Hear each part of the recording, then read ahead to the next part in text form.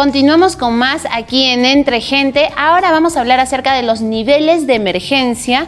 Este tema va más que todo asociado a INDECI y por ello ya tenemos a nuestra representante Rosario Macarlupú. ¿Qué tal? ¿Cómo estás, Rosario? Bienvenida una vez más aquí Entre Gente. Gracias por la bienvenida. En esta oportunidad vamos a hablar de un tema muy importante, lo que es la atención de los niveles de atención de emergencia que tiene el Estado, ¿no? Estos niveles de atención de emergencia están determinados en la Ley 29664. ¿Listo? Que, como bien sabemos, ha sido dado en el año 2011, ¿no? Entonces, desde el 2011 se tiene la obligatoriedad de hacer, pues, efectivo, ¿no? Entonces, los niveles de atención de emergencia son 5, ¿no? Dados por normativa. Y estos son distrital, provincial, regional, nacional e internacional. Perfecto. Estos niveles, ¿por qué están clasificados de esta manera? ¿Por qué? Porque la ley indica que el gobierno local, por ejemplo, debe de priorizar un presupuesto para que atienda las emergencias. Las emergencias deben ser atendidas y es responsabilidad de los alcaldes de todos los gobiernos locales y del gobierno regional a través de su gobernador regional y de su subgerencia de defensa civil. Perfecto, Rosario, es importante que nuestros televidentes tengan en cuenta cada uno de estos niveles para ver en la situación que nos encontramos al momento de una emergencia. ¿Qué te parece si vamos a empezar a describirlos poco a poco cada uno de ellos, empezando por el distrital, que vendría a ser el básico? Así es.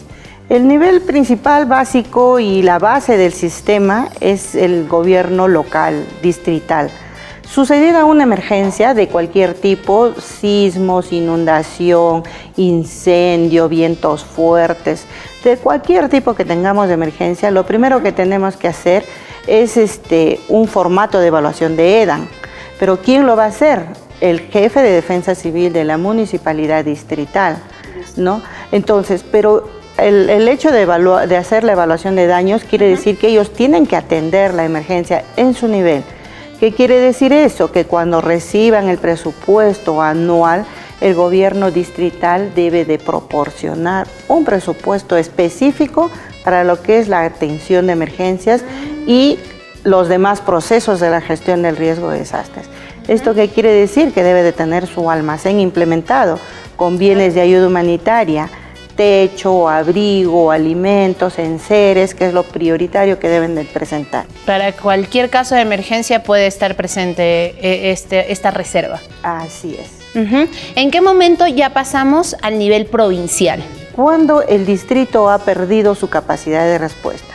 Vamos a suponer que tenemos 50 familias que han sido afectadas por una inundación, ¿no? Y el gobierno local, debido a los recursos pocos que tiene, solamente prioriza en su almacén para la atención a 10 familias. Entonces le faltaría 40 familias por cubrir. Entonces, ¿qué quiere decir esto? Perdió su capacidad de atención, entonces solicita a la provincia para que la provincia atienda a esos. Pero vamos a decir que la provincia tiene muchos distritos y justamente, por ejemplo, por temporada de lluvia se presentan diferentes emergencias, entonces tiene que atenderlos a todos. Entonces no le puede atender con el 100%, pero sí le puede apoyar, por ejemplo, con 10 familias más. Entonces ya tendríamos 20 familias que fueron atendidas, ¿no? Entonces también la provincia pierde su capacidad de respuesta y pasa al siguiente nivel, que es el tercer nivel regional.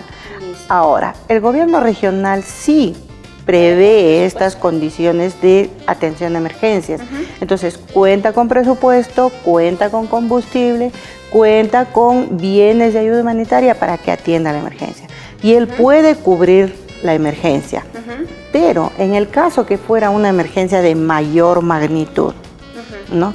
Entonces el gobierno regional se puede declarar en estado de emergencia. Este estado de emergencia solo lo da el presidente de la República. De ahí ya pasa al siguiente nivel. Y tiene que estar demostrado, o sea, tiene que demostrar que verdaderamente el gobierno regional perdió su capacidad de respuesta. Y pasa al siguiente nivel, que es el nivel nacional. En el nivel nacional entra el INDECI a tallar, ¿no?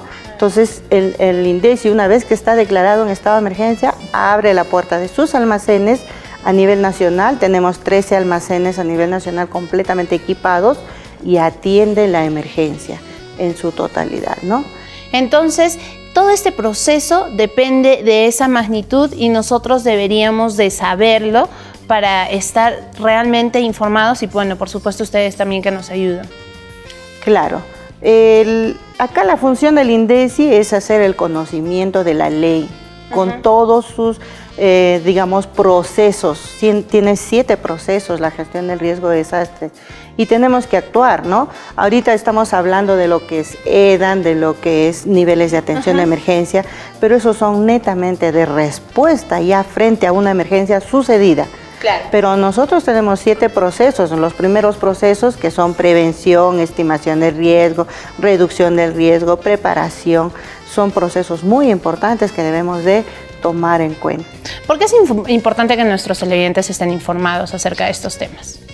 ¿Por qué? Porque tenemos que saber actuar frente a una emergencia. Muchas veces tenemos una emergencia y simplemente no sabemos a quién dirigirnos, ¿no? Claro. Hay muchos pobladores, por ejemplo, que aprovechan de, digamos, de una amistad que tienen con un ministro, por decir, o con un regidor o con alguien, y no agota los niveles de atención de emergencia, que es distrital, provincial, regional, que son básicos, ¿no? Sino que directamente se va al Ministerio de la Presidencia y envían su documento indicando que necesitamos que nos apoyen. ¿Y qué hace el Ministerio de la Presidencia?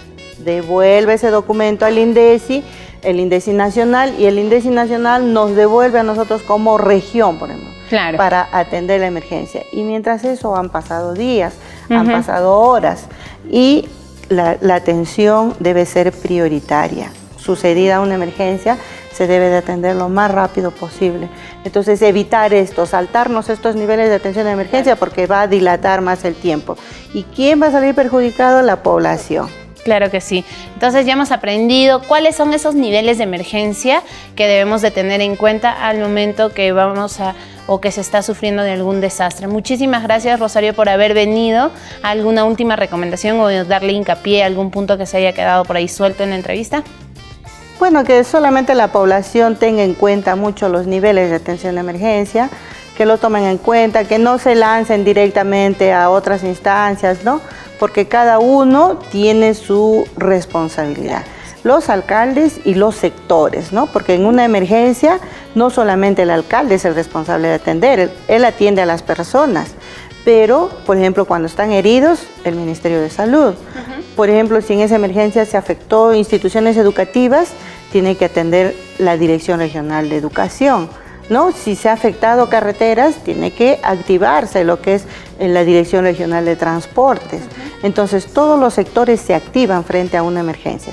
O sea, va a depender de la magnitud también. Muchísimas gracias por haber venido. Qué importante es estar informados. Es momento de brindarle el pase a Piero. Adelante.